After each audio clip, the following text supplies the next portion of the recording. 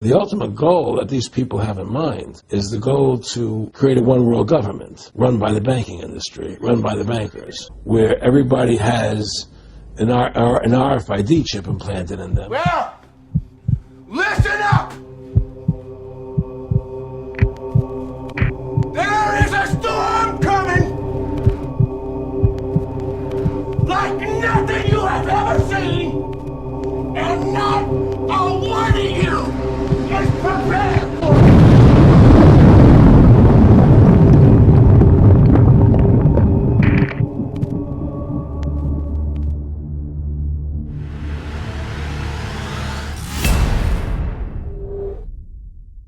There's no more secrets, just ignorance.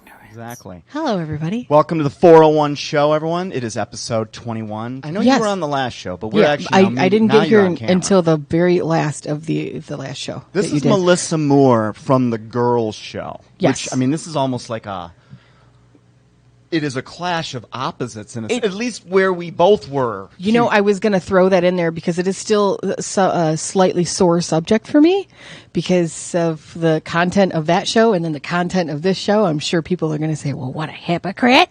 But I get that. But yeah, you know, I have gone through immense changes since then and haven't had my heart broken many times. So that's how I got to where I'm at right now. You know, we didn't get too deep into the spiritual warfare. We're just going to do that a few weeks later. I just lost my train of thought. Oh, I was saying Girl from show. the girl show, and then One thing I wanted to say, because you're starting to, I guess, rediscover God, and you're seeking, and you're like, yeah, and it's, you know, when you start to do that, you don't become Jesus Christ overnight, and I think people expect that. Like, you're still a human. Like, I'm a Christian, yeah, but I am not. I still make mistakes. I still swear. I think when I was younger, I thought that's what it meant. I thought that I had to be perfect, and then that ties into a whole other part of, like, you know, you don't have to be perfect to go to church and all this other stuff. It's just like we're looking for the gift inside. Totally. You know, I mean, that's what one of the biggest complaints Jesus had. And, Yeah. you know, You can everyone learn says, what anywhere. would Jesus do? WWJD. Well, you know, he called out liars in the public square. And he was very clear with the Pharisees, who on the outside did everything right, and the crowd thought they were all special because they looked holy. But, you know, obviously he could Right. see inside. And he's like, Yeah. you're garbage inside. Yeah. And Which is- where did he spend his time? People with pure hearts. He didn't care where he found them. He didn't care if it was someone wealthy like Joseph of Arimathea, or if it was someone that was an executioner of his own people like Saul of Tarsus. Mm-hmm. He likes pure hearts. Trust. That's where he goes. And sometimes, you know, he's got a history. The entire Bible is filled with him picking the least likely guy. In fact, I was writing this to someone just the other week that I am the last guy that should be talking about God, which I think is why God called me to talk about him, because that Which makes is my why you're now the testimony first. right. Yeah. Because I did have a different life before this. I make jokes a lot. I'm sort of amalgamating a lifestyle that I don't think this ever really happened, but you'll get the image. And I wear it because this was my life. I was in the world, but, you know, doing coke off of hookers' boobs. I mean, that was like something that was in that would have been a good social night for me. Yeah, look, those things Don't make the Christians too jealous. Okay? Yeah. Right.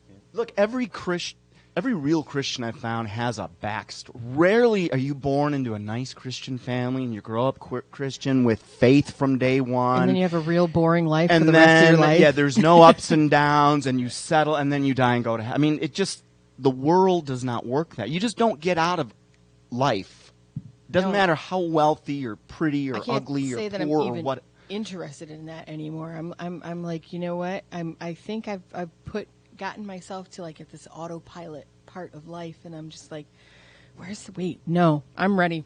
Bring it. I want some excitement, you know. And I got to be careful what I ask for, of course. But you know, I think I'm tired of sitting on the bench. I'm ready to go out and do stuff. And if that means that this is going to be a big part of my life, well, then I have to accept that and I have to do something about it.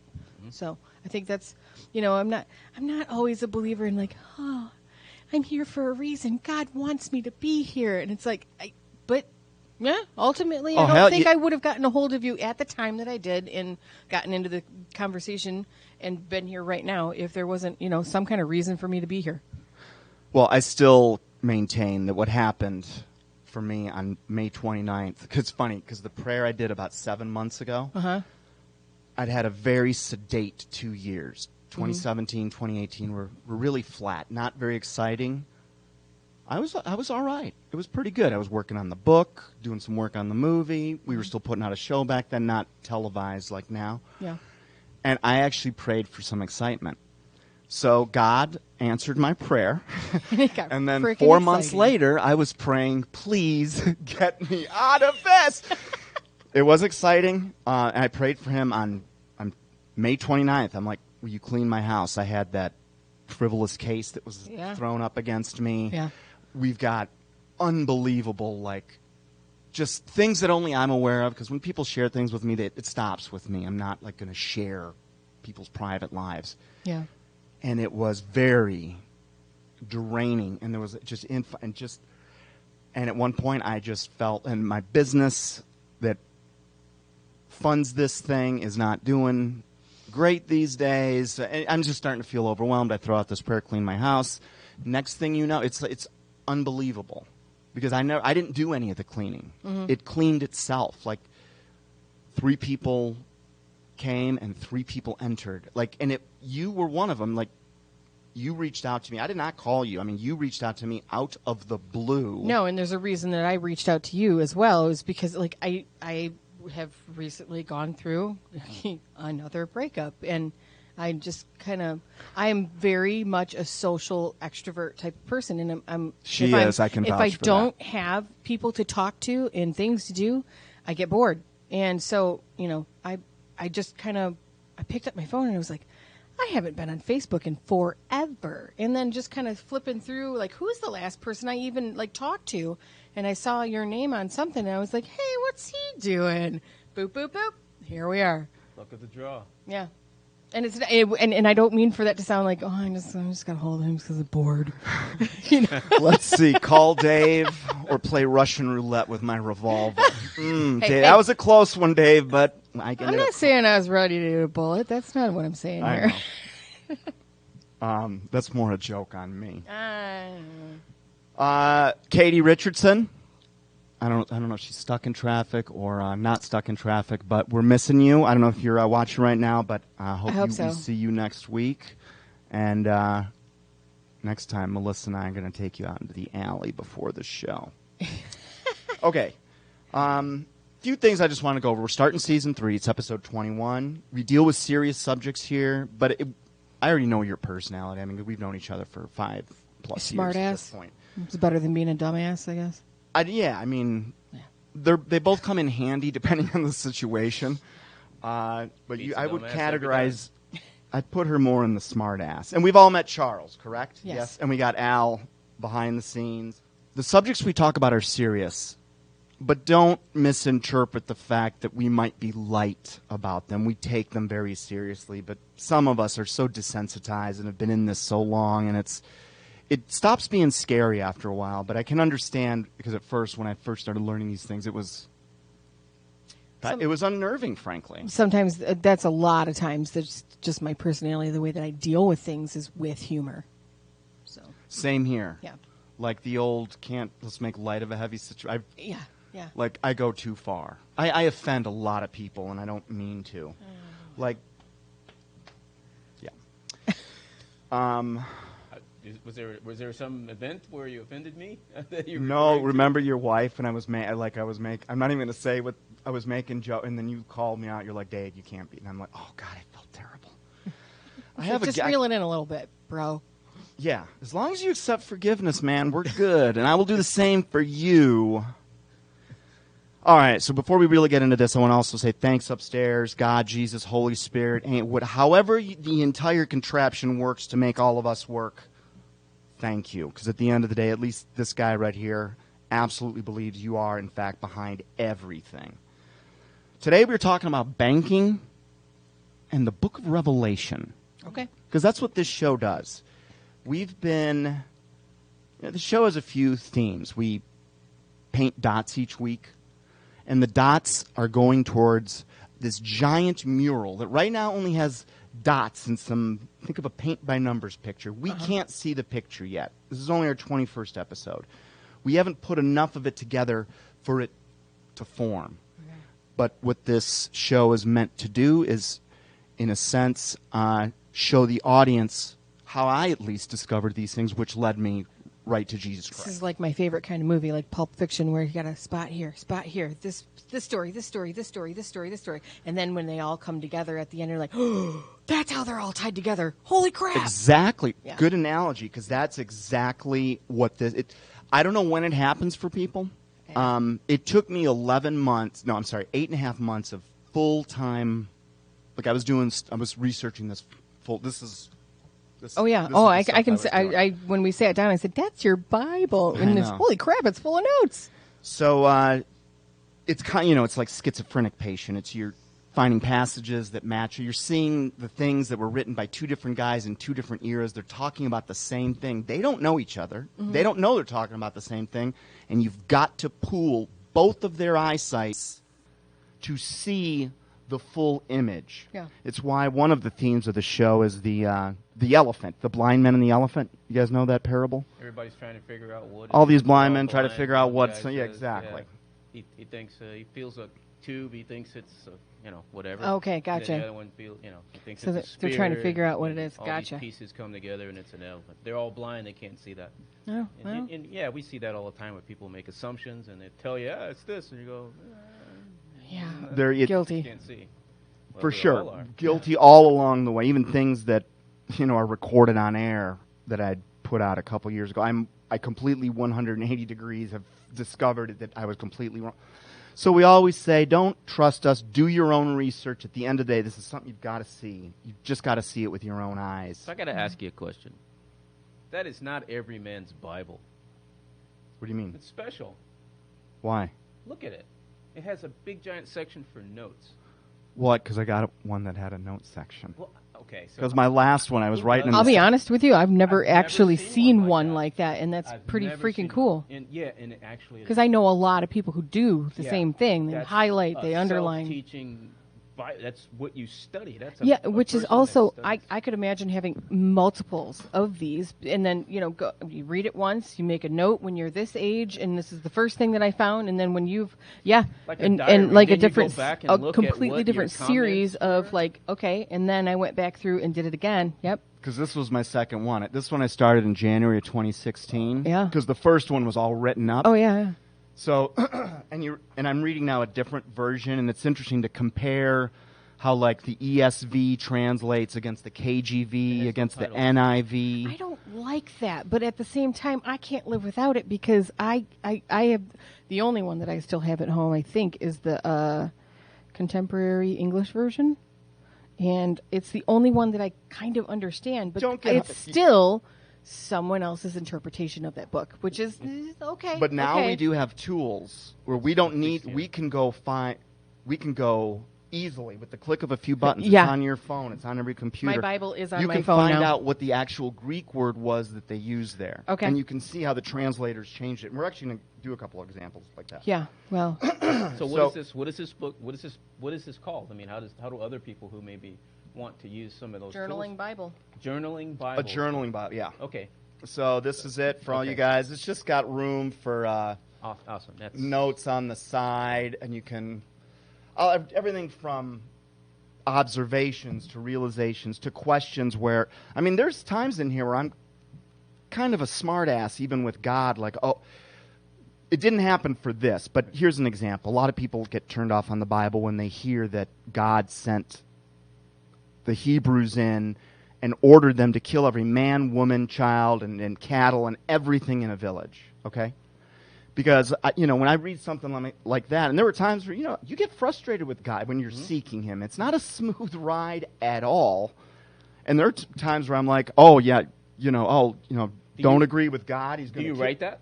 Yes. And so here are your thoughts and conversations with God that you've journaled. And I can imagine the therapeutic value of going back and looking at that a year from now. Or 5 years from now and go, wow, here's where I was and here's where there I are am, things I'm ashamed of that I've written. But you needed to write it. Well, right? I believe, if I'm interpreting this right, God is seeking relationship. I mean, it's the Absolutely. reason we can't do anything for him. It's why humans get a dog. A dog can't do anything for you other than just love you and have relationship with you. That's his interest in us. So you want relationship, and I've said this before. You want a relationship? Get it Well, I'm mad today, and here's why. Maybe not even in such clean language, but he gets the real me. But he also knows I'm completely loyal to him. I to death. I believe he's the truth now. And it's not because I was looking to fill a hole in my heart. It is because, you know me and how I research, I've been looking for one lie in this book so I can throw it out. Because if I can find one thing wrong with this, I don't have an owner. My morality changes. I don't need to be behaving. I don't need to be an example. I can go do coke off a hooker's boobs if I want to. Those days are Right, over. right, right. Mom, if you're watching, that never happened. I'm Just just so kidding. kidding. He stopped my son. My God. Right. Viewership. All right. So I personally found God by finding the very evil he warned us against. The very reason Jesus came to earth was to protect us from this very evil that we identify parts of each week. Yeah. And at the end of the day, the only protection we have, I believe, is Jesus Christ. That's it. Yeah. He told us exactly what would be happening. It is exactly happening. And we're going to show you one piece of it today. We are going to link what is going on in the banking world with what several prophets had to say throughout history about the book of Revelation. I have a feeling already that this is going to make me, by the end of this, I'm going to be infuriated with it. You're going to But- be, if you don't, you might be very pissed off at your politicians by the end of this one. Oh, I already am about that. yeah. So One of the show's taglines, where we wrestle not against what you think. This one I put in for you this week, Charles, because last time we were here, it's Ephesians 6:12, which reads, "For we wrestle not against flesh and blood, but against principalities, against powers, against the rulers of the darkness of this world, against spiritual wickedness in high places." Now, we've done this quote before. This is Paul talking to the people at Ephesus. And when he's talking about what are principalities, what are powers, what are rulers, these are ranks of angels, fallen angels. These are demons, Oh, ranks okay. of demons. And he himself says they're up doing wickedness in the highest places, which sort of tied into, now it's not a fact when John Todd says that the Rothschild family lays out a 13th plate for Satan. I don't know if they're doing that in effigy or if it's a real thing or if he's just making it up for notoriety. I don't know.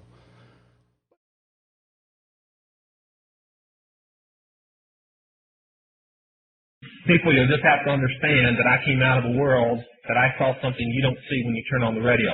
The organization that I came out of is a cult in religion, not in purpose. Its purpose is political and financial power, complete world rule through finance, which they believe would control the political atmosphere. It's been called by many people the Illuminati, and the United States is called the Council of Foreign Relations. It has many, many names wherever you go.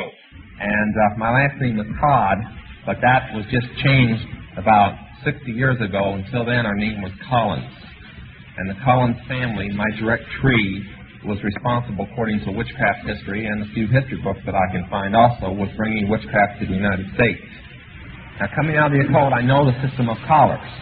And the principality, there's 7 of them. And all the demons under them go by the collar of their leader, their generals. I sit on a council of 13 people that take orders only from the Rothschild Tribunal in London, which they claim they take their orders directly from Lucifer. The doctrine of the occult teaches that Lucifer comes and sits at their dining room table. When they see the table, they leave 13 chairs out, and the 13th one is for Lucifer to sit in himself. They set him a plate and everything. Now, I've been there in the mansion, and I've seen this go on. But it sort of does tie into Ephesians 6:12. Here's a guy that walked out of one of those families saying, hey, we are sacrificing children. We do worship Lucifer. And we're basically in charge of the world. The human sacrifice thing, I did. I went, gave all the information to the FBI. I told them what senators were involved. I mean, the man who handed me the knife to do the ritualistic killing was a United States senator that ran for president named McGovern. And when you get up into a higher level, 4th, 5th, or 6th, you find out that the power rests with blood sacrifice. In other words, you are proving to Satan through the blood and the death of this person that you are sold totally out to him. We're in Ephesians 5:11 operation. Have nothing to do with the fruitless deeds of darkness, but rather expose them. And we expose them. It can be scary. There's other ways to find. There's only one way to heaven. That is through Jesus Christ. There's only one way to God, through Jesus.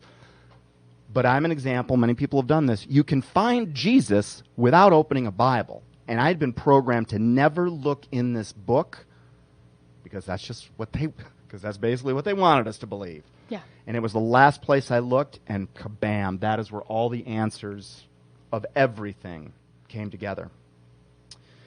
Quote of the day. You guys have heard of Charles Lindbergh, right? Mm-hmm. Well, this is not the Charles Lindbergh that flew across the continent. This is his father, who was a U.S. congressman.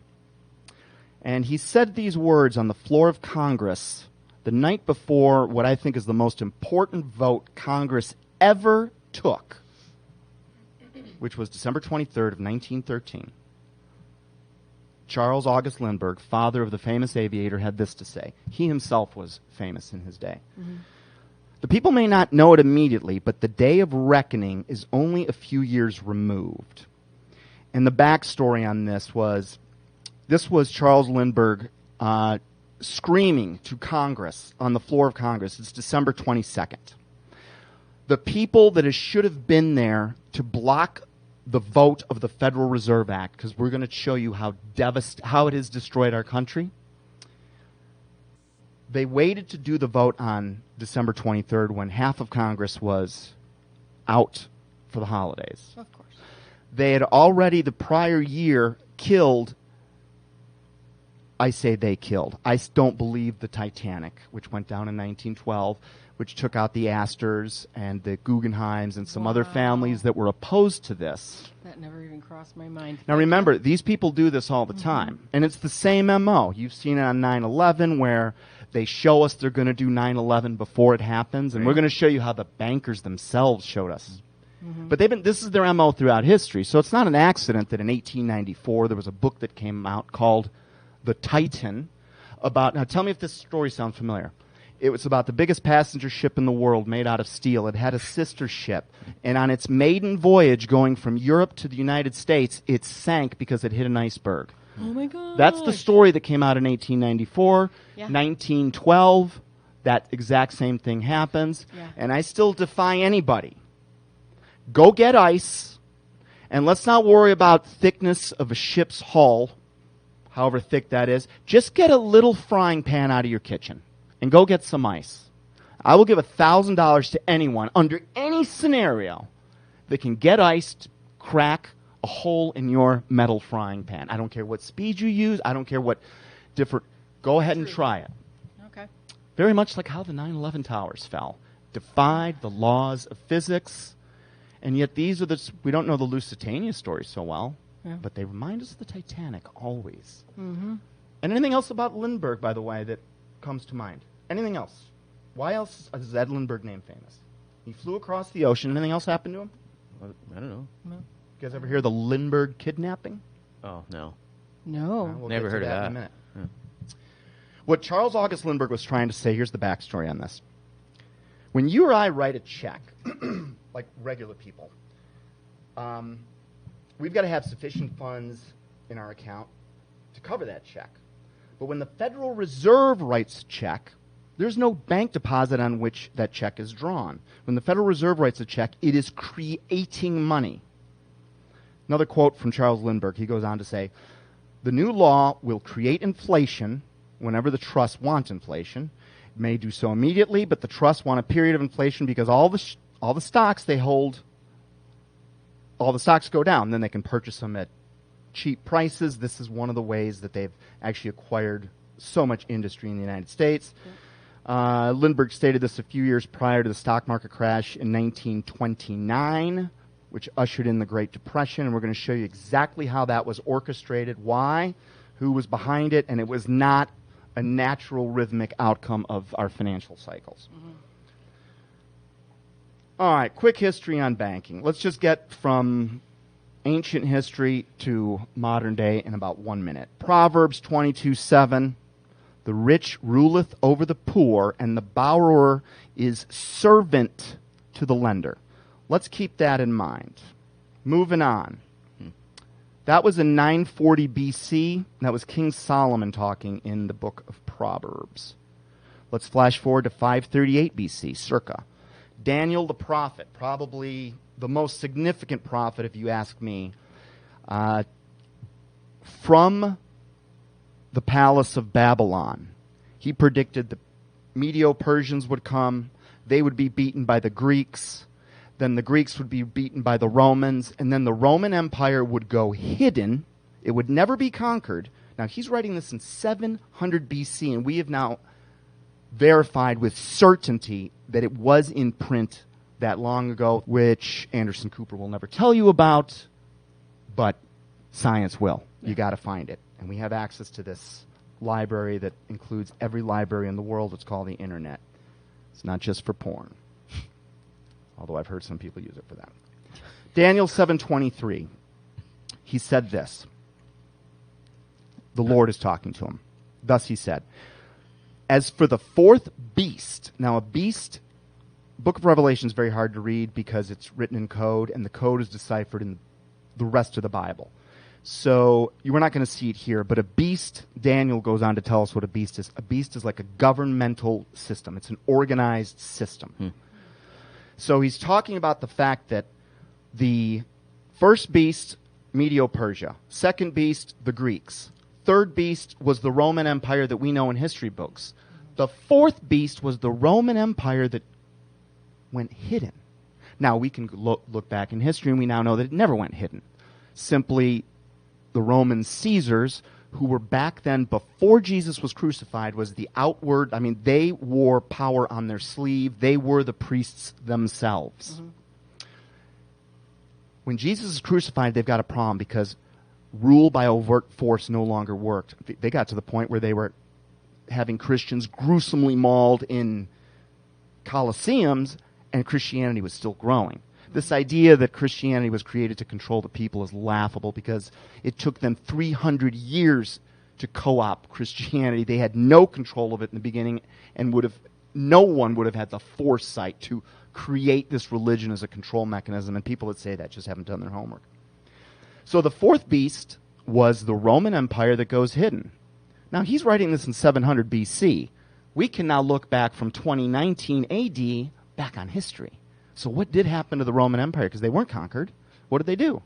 They simply put up a new banner, called themselves the Roman Catholic Church. The Caesars became the popes. The Vatican Church essentially ruled the world up until about the Dark Ages, and then you've got all the offspring of the popes doing what? Going out into the world. They become the czars. They become the dukes and duchesses, kings. They become the royalty of England, and to this day, those are bloodline connections. Mm-hmm. These are Satan's families, which God said that he'd be in control of the world. So this fourth beast,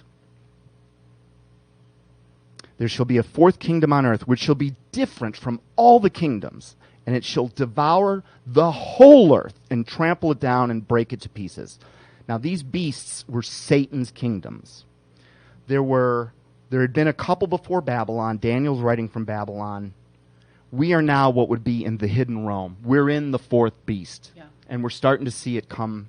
We certainly see, we've got the Roman legal system. We're supposedly a republic. You can see it in our architecture. You can see it in the way our streets are laid out.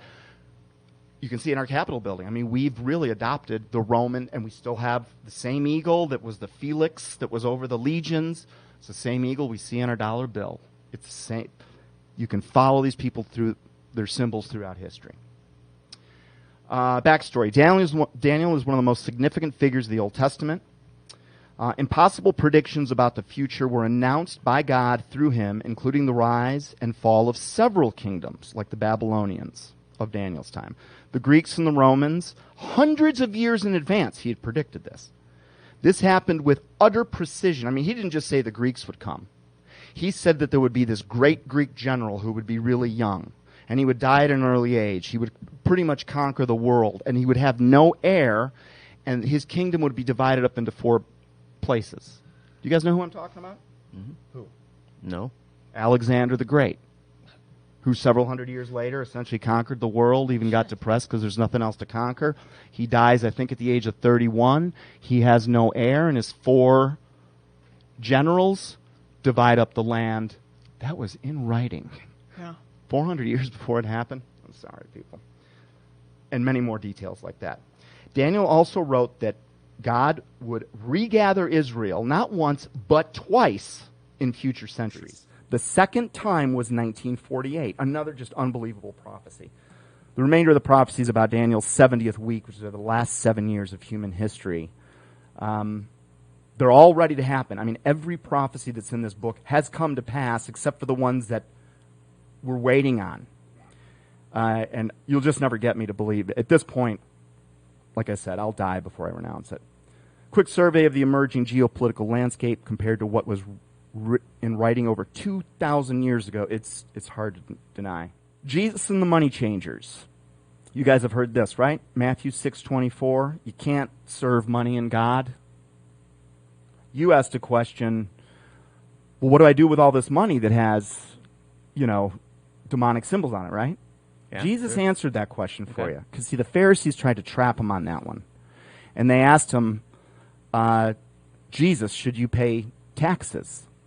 Because the money changers were Jesus's, probably his largest focus. This was the biggest enemy of humanity he identified at the time. And I'm going to show you who they were then, what they did, and what they're doing today. So wasn't that where he said, that which is Caesar's, render to Caesar? He goes, what image is on that coin? It was a picture of, and he goes, give that to Caesar. Give that to him. Now, he didn't continue this, and I think it was Chuck Missler that made this observation, which I thought was fascinating. But had he continued that sentence, he goes, and what image is on you? The image of God is on you, because we were made in his image. And it was his way of showing you you're either of the world or you're not of the world. This, for me, is a fulfilled prophecy. I do understand you cannot serve money and God. If you serve God, he'll take care of you financially. It might not be to where you want to be in the world or what you thought, but his people never go hungry. They never go without. And he's like, you don't need to store up stuff. I'm a skeptic when it comes to prophecy. Okay. I think these things are pre-written. It's only because the people didn't know. And so I think like our whole educational system is designed to give us a history, to give us a preconceived world. And then as we go in the world, oh, yeah, see, well, we told you this is the way it works. But if powerful people and governments are there, they write the history, they write the prophecies. So the same way, they make them happen and say, see, we predicted this 2,000 years ago. So to me, that's not a miracle. I totally understand where you're coming from, especially when you bring up that kind of scenario. But actually, a therapist once brought up to me, and people before may not have known what an eclipse was, and so the other ones in power, doofed them into it and thinking that, oh, we're going to bring some back, this and that. But you can only hide that much information for so long, and now that we're all kind of collectively being like, oh, we have this, the internet, this huge library to tell us what is and, well, what we think is and what we think isn't and what's going on with it. It's like, gathering new information. It's going to be harder and harder to pull the wool over our eyes, going forward. But do me a favor. Look up Isaiah 53 for a second.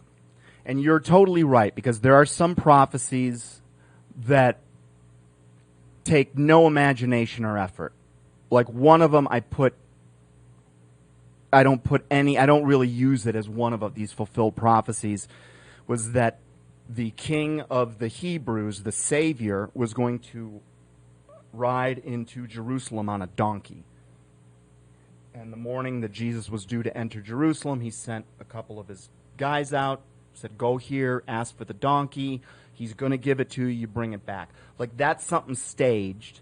Now, that had been prophesied many, hundreds of years before then, and that's when I think you're saying, well, you can make that one up. Well, no, I'm not necessarily saying that I just don't think it's a miracle. I think, I believe in God without the miracles. I don't need all of the miracles in the show. I just feel it spiritually. So if I make a bet and say, hey, one day a blonde man is going to walk down the street and shit on himself.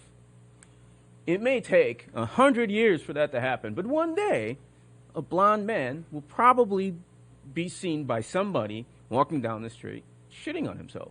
Oh, see, we predicted that. So, Fair enough, because there were tens, if not hundreds of thousands of people crucified by the Romans. But in your example, if that guy walking down the street, if it's also predicted that he will have been born on a particular city, and the particular day that he's walking down that street, a truck is going to blow a red light and run him over, and that truck's license plate was XYZ, and all these little other details come in that no other person in history could possibly fulfill. That's what I mean by, that for me is a prophecy that's impossible to predict unless you can see into the future truly. It's like when you see these old... This is where the devil's in the details. No, I get it. But so it's like opportunists wait for this to happen, and then that's a sign. And it's like looking for a sign. And so I understand what you're saying. I am playing the devil's advocate in this situation. Not that I advocate the devil, but I'm just playing the devil's advocate because it sounds cool to say it that way. Right, because everybody else out there who's not quite or not even close to being on the same page as us may be doing the same thing. We're like, well, that could have happened to anybody. It's just happenstance. It's Isaiah chance. 53. So if you look at so I do have it here. So if I look at people that are abused, and they're in abusive relationships, and the people that control them will do things like that. Mm-hmm. They will make these predictions. They will make them think these things. And then, see, I told you, you're mine. Yeah. Right? And they play these mind games. And since they think it's something out of their control.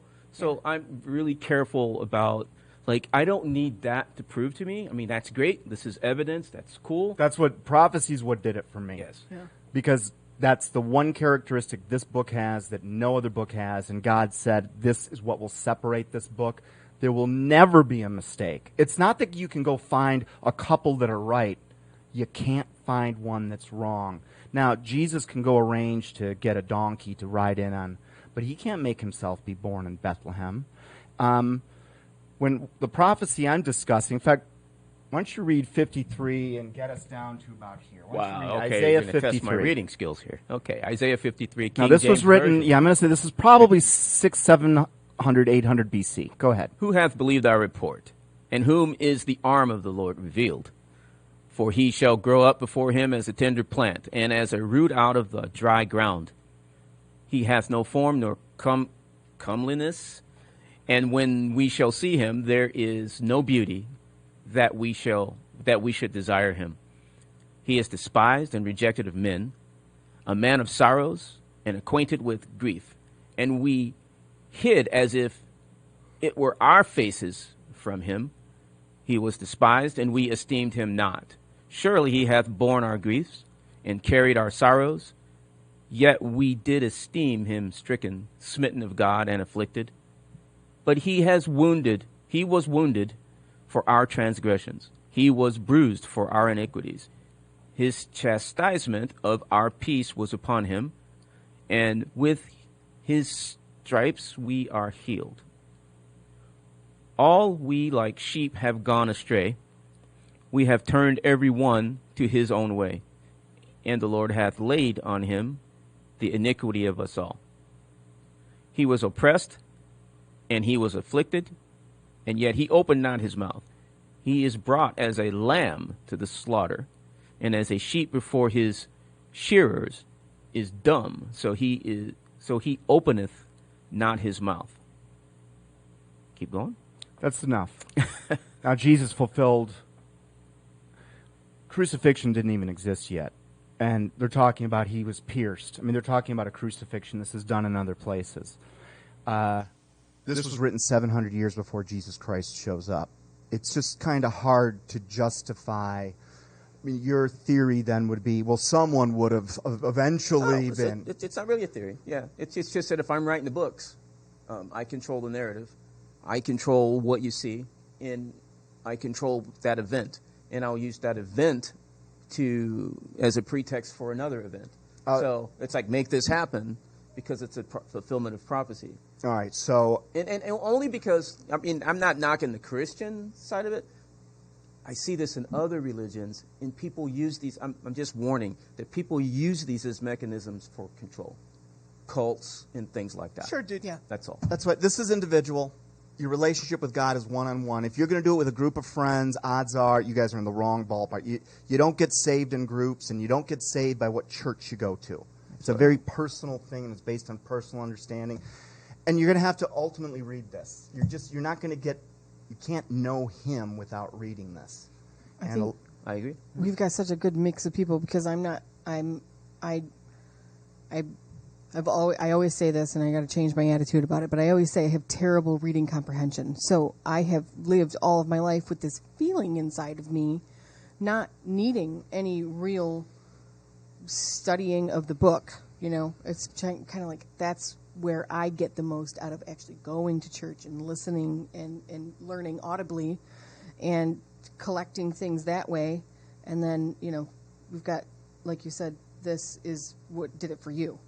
So this is doing the great. show kind of leads. It makes me learn it, and then what I learn, we share. And like sometimes I'm wrong, you know. And I have my own opinions, and I come to my own personal conclusions. And I always try and say, you know, this is how I personally think about it. Yeah. Because at the end of the day, Christians don't have to agree on everything. At the end of the day, we just to be not at all. saved. Yeah, we the don't only have thing to you agree really on that. need to believe is that Jesus was the Son of God. He died and was resurrected according to the Scriptures, and He's the only way to get to heaven. That's really it. But that's Whether you it. believe there's a gap theory or you believe that the giants really existed or not, that's all that is irrelevant and just fun debate. And I love that you just so quickly paraphrased all of that. And that is what I've just recently learned. It's not about the box. It's not about the church that you go to learn it. At It's all Absolutely. in whether or not you learn that is the gift. You get to go to heaven because this happened.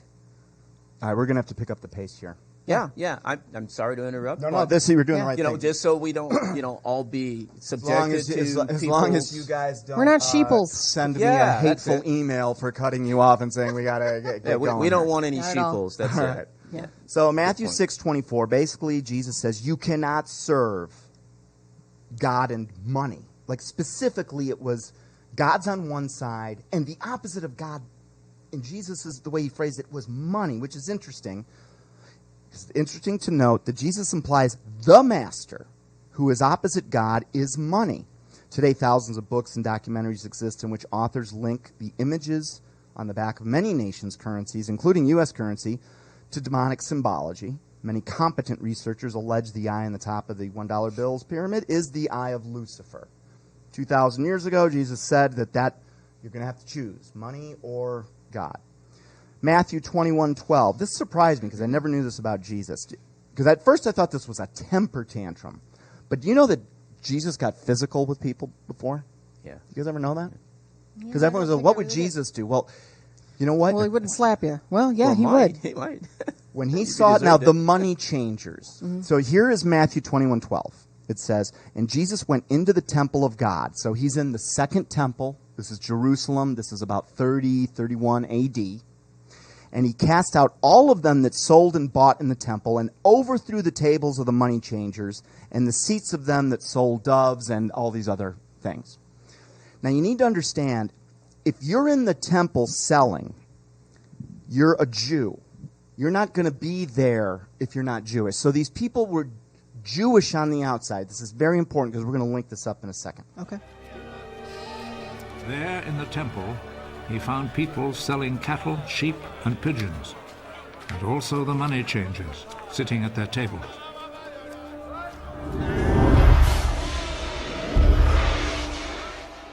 John 2:14. And he found, I think this is either a second event or this is a different perspective of the first event. This is now out of the book of John, not Matthew. John 2:14. And he found in the temple those who were selling oxen and sheep and doves and the money changers seated. And he made a scourge of cords. So this implies that it wasn't a temper tantrum. He took his time to make a weapon. And he puts this thing together, and he starts going through the temple, and he's whipping these guys, dumping their money, and he's basically saying, get the hell out of my dad's house. Jesus had a serious problem with these people. This is not the loving Jesus I knew. This is like the part of the warrior Jesus that he says is the role he's going to be in when we see him again. Stop making my father's house a marketplace! His disciples remembered that the scripture says, "My devotion to your house, O God, burns in me like a fire." Let's go to 45 AD. Jesus has now been crucified.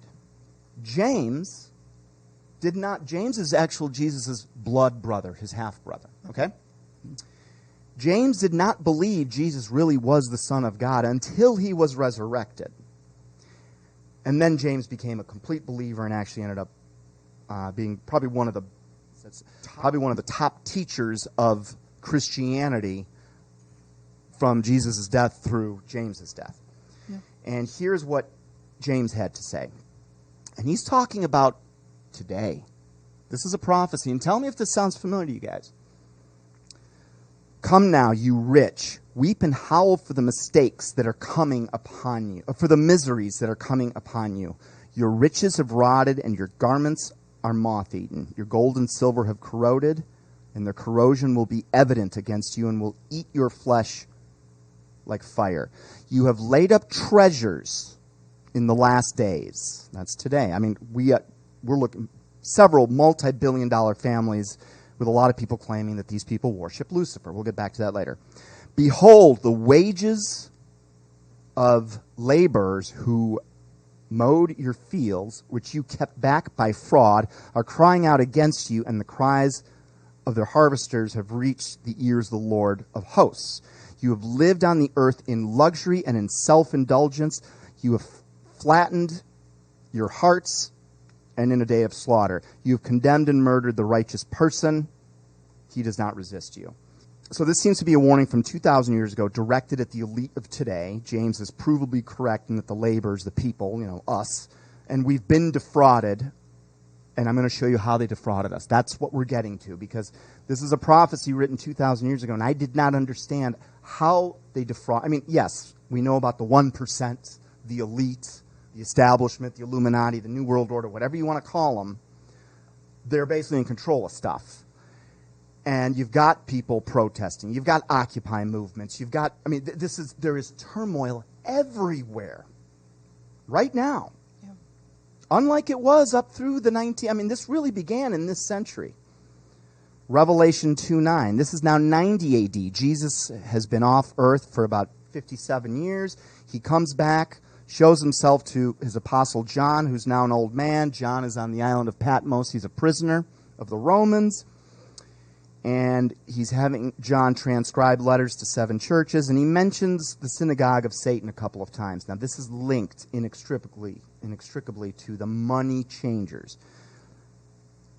Here's what he said, Revelation 2:9. I know thy works and tribulation and poverty, but you're actually rich. And I know the blasphemy of them which say they are Jews and are not, but are actually the synagogue of Satan. These were the money changers. These are the people that John Todd himself, the people that come out of these families and find Jesus Christ, they themselves say that our own family recognizes we are the synagogue of Satan. They say, well, the Rothschilds are Jews. So what? They may have been Jews a long time ago, but they are not Jews now. They believe Lucifer is God, and Jews do not believe Lucifer is God. They are the synagogue of Satan. There is a difference. And it's not a Zionist conspiracy. They also say that the Illuminati, and it's in many books, and I can prove it, and in many tapes, that the Illuminati is a Zionist conspiracy. And it is not a Zionist conspiracy. The learned elders of Zion, or the synagogue of Satan, that were Jews that believed that Lucifer was the true God, existed before the Illuminati, and the Illuminati came, used their teachings to start the Illuminati, all right? But they're not Zionists. The Rothschilds are Zionists by birth, but they quit believing in Yahweh hundreds of years ago. Rothschild and a few people in the Illuminati were born Jews. but they're not Jews. A Illuminatus person, and I was a leader of the Illuminati, believes in Lucifer, the god of light, peace, love, blah, blah, blah, blah, and so on. It's like the Illuminati. They own countries. They don't pick sides in a war. They cause a war and put both countries against each other, even though both countries belong to them. They don't have sides. They have a purpose. Satan has every religion except that which is under the blood of Jesus. Okay, first, most people have found the Illuminati in things that have crossed their path. People have found it in the occult, and mistakenly they have said, aha, the Illuminati is the occult. Then they have found it in the Masons, and they said, aha, the Illuminati is the Masons. Then they have found it in politics. They said, oh, it's politics. So they found it in the international banking system, or they found it in Zionism. So they list it as just being that. Actually, it is all these things, and much more. And its power is finance. It is impossible to research history and to research the conspiracy and to research the Illuminati without coming away a solid believer. You can actually follow it all throughout history, because the synagogue of Satan then starts to turn into the Knights Templar, which becomes the royalty of England, which becomes the banking of the Bank of England, which then becomes what we call the Illuminati in the 1700s, and it's right in our country right from the start. And here we are today, and there's people screaming all over the world that these guys are trying to take over the world, and they're getting really damn close to doing it. And it's just, to me, I saw that before I'd ever looked in a Bible, which is what blows me away, that we were warned about all this stuff. John the Apostle transcribed 7 letters from Jesus to 7 churches as an evaluation. This was from the letter to the church at Smyrna in Greece. They got good remarks. Believers of the New Testament are often directed to read those 7 letters as an assessment of their own faith. In 1977, John Todd, the highest-ranking Illuminati defector in history, claimed his bloodline family, the Collins family. They themselves acknowledged that they were the synagogue of Satan that was referenced by Jesus in the book of Revelation. And how do they do this so casually? Because they're raised to believe that Satan is the good God, the real God, and Jesus is the evil one. They take you very, very young.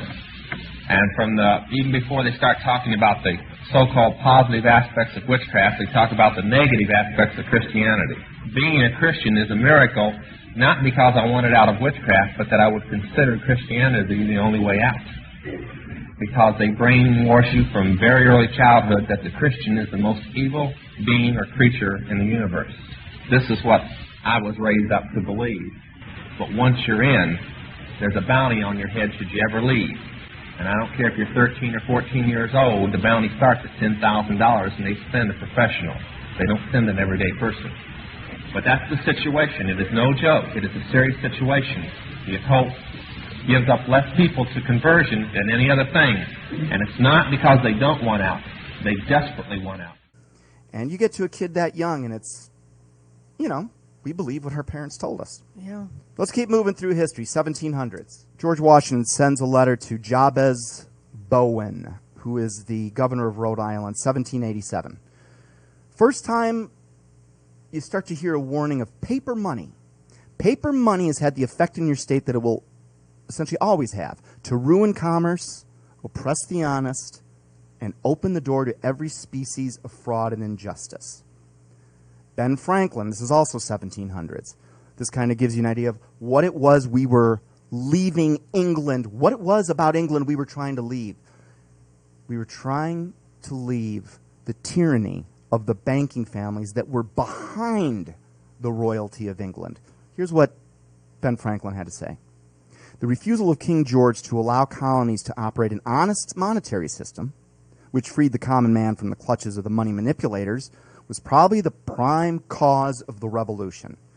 This was, in my opinion, the reason for the revolution, to break our ties from England. Taxation is a massive problem. John Adams, what are you, second, third president of the United States? One of those. Early on, there are 2 ways to conquer and enslave a country. One is by the sword. We certainly see that one. Another is by debt. And you ask yourself, okay, are we in debt? It doesn't seem like it. I'm sorry, I almost said something really rude. What? Anyway, nothing. Out with it. No. Okay. No. So you guys understand what fiat currency is? Not exactly, no. What you have in your pocket.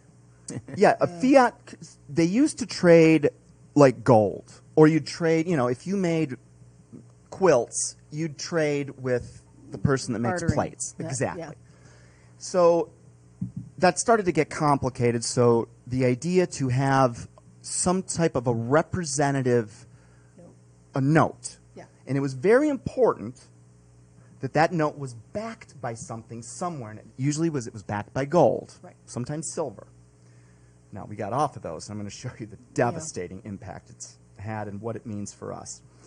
But at the end of the day, the money you have in your pocket, it really it can do nothing for you. Like if that currency goes out of circulation, you can't eat it. It's not medicine. It's not fuel. I mean, maybe you could burn it. It has absolutely no value. It's as valuable as a monopoly dollar. Its only value, though, it comes from what we believe it to be. Absolutely. Because believe me, there is a day coming where the power is going to get turned off. ATMs, not going to work. Again. There will be no more cash. I had a Again. childhood without it. I know how to survive. Just like the 2008, but again, right? And we Yeah. think we're this advanced civilization. Oh, We'll no. see how advanced we are. Because after 90 days, I'll bet you half, if not 90% of this country will be starved to death. Half? Yeah, maybe. I don't think it's half. I think human We can argue the ingenuity- numbers. human Actually, ingenuity, I think Third. maybe a maybe. third. Satan's plan is to end up with about 500 million people on Earth. That means of every 10 people you know, 9 of them got to go. Yeah, Look around you. that would be extinction. That is what Satan is going to attempt. The Bible said as much. Voltaire, 1700s. Paper money eventually returns to its intrinsic value, which is what Zero. is a sheet of paper worth. I mean, that big, it's worth less than a penny. Muffins. This is being communicated to people. I find money where they write things on money. I'm sure you guys have seen pictures of this. Yeah. Since the 15th century, 609 currencies are no longer in circulation. And if you have that currency, there's just nothing you can do with it. And Sell it believe on eBay, might get a few pennies. Yeah, and the only value that it has is nostalgia. Art. That, yeah. these are two types of dollar bills. The bottom one is what we've got now. It's just a promissory note to the Federal Reserve Bank.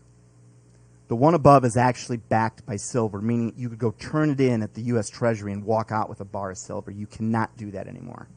Meaning there is no value in this money except for the value we believe it has. 1800s. Thomas Jefferson, the issuing power should be taken from the banks and restored to the people to whom it properly belongs. These are a lot of famous people talking about, we got to get rid of our banking and currency. We can't let them take our banking and currency printing over.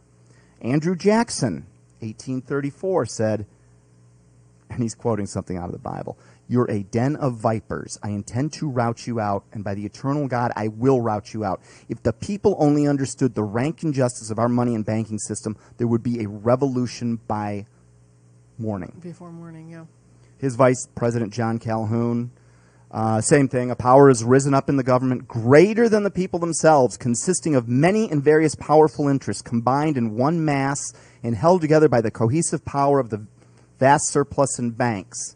Kind of starting to sound like Daniel's fourth beast, unlike any other beast.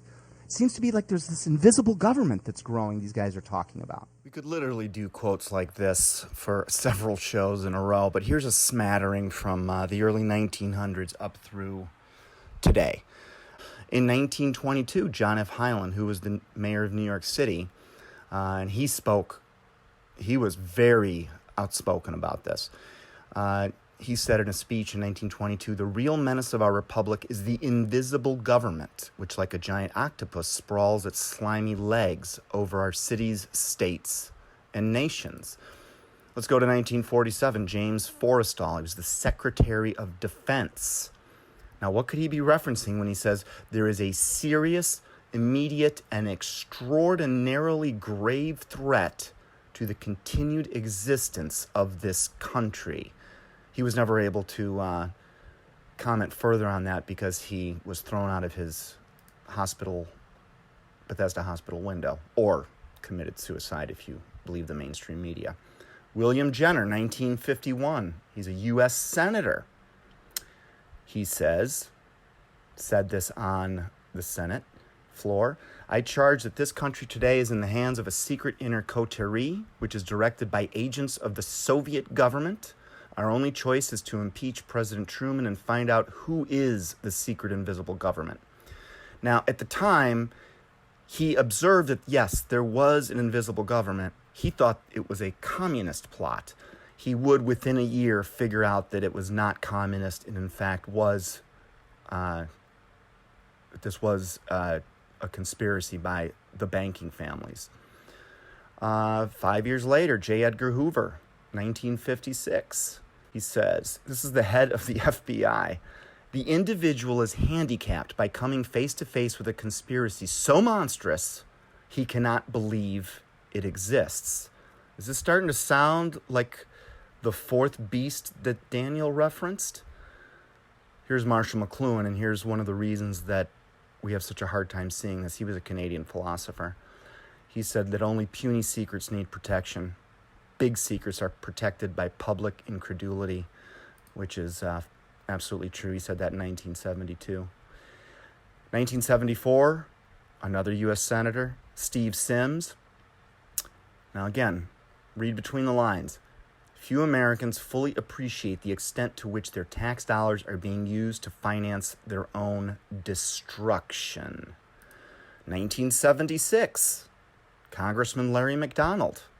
The Rockefeller File is not fiction. It is a compact, powerful, and frightening presentation of what may be the most important story of our lifetime, the drive of the Rockefellers and their allies to create a one-world government combining supercapitalism and communism under the same tent, all under their control. So this fourth beast, which is going to take over the whole world, maybe the terms being used by modern-day congressmen are different, but it's pretty clear. And they did a lot to shut people like this up. In fact, Larry McDonald was on flight KAL 007, which just happened to be shot down by the Soviets back in, I want to say it was 1983. Modern day, Bill Clinton. I want to say it was Sarah McClendon, press reporter at the White House, asked Bill Clinton a question. She was actually following up on whether he was going to uncover what was in Area 51. And his response to her is, Sarah, there's a government inside the government, and I don't control it. Think about that. That was 1996. And even today, our current president, who, it is true, many people are not a fan of his, maybe because the mainstream media that is owned by his enemy doesn't want him to be liked. He sent out a tweet in 2016, February 22nd of 2016, that said, it is so important to audit the Federal Reserve, and yet Ted Cruz missed the vote on the bill that would allow this to be done. Of course, they'd never want that to happen because the secret would be out. So you guys know central bank versus a regular bank. Do we know the difference between like a Federal Reserve Bank and like a Bank of America? Central banks, and now, thank you to the wars created by 9/11, we're now down to 3 nations that do not have this banking system. Would you be surprised to know that Iran is one of them? Oh, guess who our next war is going to be with? North Korea and Cuba. Now, who was it with before 2001? The nations that didn't have Satan's central bank with their demonic symbology all over it was, tell me if these countries sound familiar to you. Iraq, Libya, Sudan, Afghanistan. Oh, what other countries did our military just go and essentially put in our own puppet regimes and have installed a central bank? That's the reason for our wars at the end of the day. General Wesley Clark, who was, I believe he was the supreme commander of NATO forces, he had seen the plan of the Iraq invasion before 9/11 happened. And what's scary is his quote is, we're going to take out 7 countries in 5 years, starting with Iraq, and then Syria, Lebanon, Libya, Somalia, Sudan, and then finishing off with Iran. And what's scary is all of those have been taken over and invaded by are essentially the central bankers. And Take a look at this map of the U.S. bases surrounding the last country on Wesley Clark's list, Iran. And yet our media is out there trying to portray them as a threat to us. It's just a game that they keep playing, and we keep falling for it, sadly. So a central bank is not a regular bank. It's nothing that a private citizen would ever use. A central bank has two types of customers. And we're going to start to simplify this a little bit. They deal with other governments, and they deal with other banks. That is it. That's all they do. We did not have a central bank, and we were doing just fine until the early 1900s. Then the first central bank popped up, the Central Bank of New York. 8 years later, 1913, the entire United States banking system turned into a central bank, and I'm going to show you what it's done to our nation. This group here, the Peugeot Committee, 1912, this was a special subcommittee of the banking currency investigating the money trust. These are the guys that basically put the rubber stamp saying the Federal Reserve Act is a good idea. Now, these guys knew what they were doing, and I'm going to show you what it was they were agreeing to. Because these, essentially, if you ask me, these would be considered treasonous guys. And there were some very critical people that were not in that room, because where were they? On vacation? At the bottom of the Atlantic, in the Titanic. That's the other because they weren't there. And they were the ones that were sort of moving the group, keeping us from, but they were eliminated. And then some crafty politicians met on Jekyll Island, and you should go read a book called The Creature from Jekyll Island, where G. Edward Griffin talks about the covert story of how these guys met privately. They went there in disguise so they wouldn't be recognized, because what they were doing was against the law.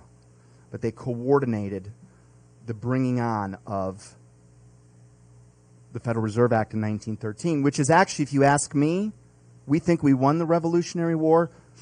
We lost it back in 1913 because the very thing we were fighting for, we handed right back to them on a silver effing platter. Titanic, Benjamin Guggenheim. I did not make this. Someone else made this. Benjamin Guggenheim, Isidore Strausselhead, and Macy's department stores. The Astors, wealthiest family in the world, were all killed when it sank. Those three men were the main opposition to the creation of the U.S. Fed. By April 1912, all opposition to the Federal Reserve was eliminated. In December 1913, the Federal Reserve became law.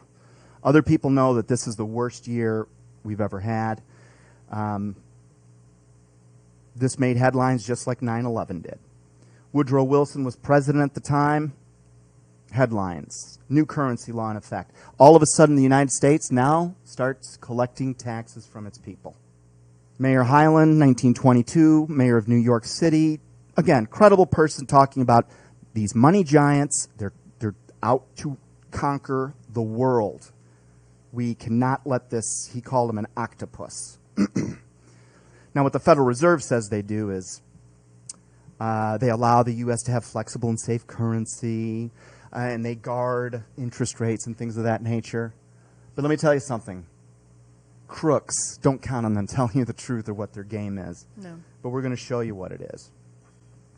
Charles Lindbergh, another thing he said the night before the act was passed, he said, this act, the Federal Reserve Act of 1913, establishes the most gigantic trust on earth. When the president signs this bill, the invisible government by the monetary powers will be legalized.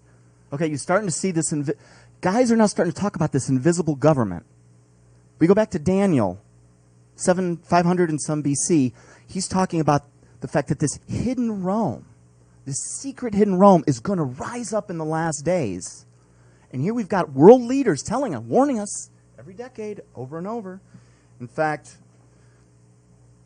here's another guy from inside of these circles, Sir Josiah Stamp. Ever heard of him? He was the director of the Bank of England. This is a highly credible guy. His own words, and he was a beneficiary of this, of his own family's condition. Banking was conceived in iniquity and was born in sin. The bankers own the earth. Take it away from them, but leave them the power to create money, and with the flick of the pen, they will have enough deposits to buy back, essentially, the earth again. However, take away from them the power to create money, and all the great fortunes, like mine, will disappear, and they ought to disappear, for this would be a happier and better world to live in. But if you wish to remain the slaves of the bankers and pay the cost of your own slavery, let them continue to create money. All right, we're going to close out episode 21 here, and when we come back, we're going to break down exactly how the game works. So get ready to drop your linen and stop your grinning, because that one is going to be one of the biggest eye-openers we've ever had. We'll see you guys next week. What I'm about to say is fact. The secret organizations of the world power elite are no longer secret. They have planned and are now leading us into a one-world communism. ODD-TV. Take a journey with me deep inside the rabbit hole. Wake up, my friends, there's some things that you have to know. Everything you ever thought you knew, it has to go. For instance, NASA is the world's largest magic show. 9/11 was a planned demolition and Sandy Hook was a scam. Come on, man, are you tripping? Constant programming being crammed in your vision. Just take a step back and examine this prison. Turn on the news and they're trying to blind you. All they ever do is tell you lies and divide you. There's nowhere you can even hide, they'll find you. Illuminati all-seeing eye right behind you. It's about time you find out we're being lied to. They're attempting to control the mind that's inside you. Hide you from the power that designed you. Does anybody have a problem with this? Well, I do. I want the truth, the whole truth, and nothing but the truth. They say they